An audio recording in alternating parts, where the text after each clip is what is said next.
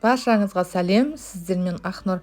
Бүгін сіздермен өте тойымды және пайдалы түскі астың рецептісімен бөліспекшімін. Менімен бірге болыңыздар. Және де видеомды соңына дейін қараңыздар.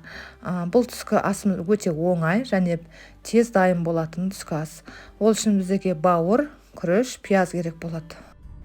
Ең бірінші біздер бауырымызды жай отта қуырамыз, себебі қатты отта қуырсаңыздар бауырымыз қатып қалуы мүмкін, тез пісіп қатып қалады. Сондықтан жай отта пісіргеніміз жақсы. Енді күрішімді мен жақсылап жуып алдым. Жуып алғаннан кейін қазанымызға аз мөлшерде май құйып, күрішімді де қуырып аламыз. Осылай араластырып, жақсылап қуыруымыз керек. Сол кезде күшті болып піседі. Тарам-тарам болып піседі. Енді бауырымызға келсек, тоже бауырымызды да қуырып жатқан кезінде үстіне пиязымызды саламыз, және де екеуін араластырып қуырамыз.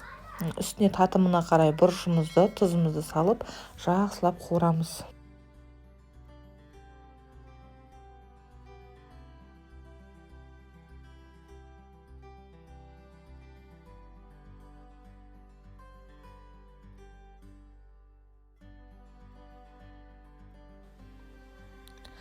Міне күрішім де дайын болды.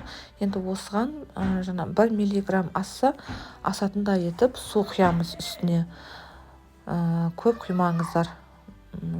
Менің енді мына жерде бауырым да дайын болды. Өте күшті болып шықты. Мен отбасыма жиі пісіріп беретін түскі астардың бірі.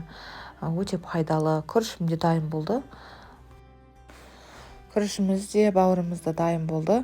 Түскі асты қалауынша тарту етсеңіздер де болады. Сіздер де осы рецепт бойынша дайындап көріңіздер. Өте күшті, пайдалы. Қалауынша сәндесеңіздер де болады. Келесі видеомда кездескенше Аллахқа аманат болыңыздар. Сау саламат болыңыздар.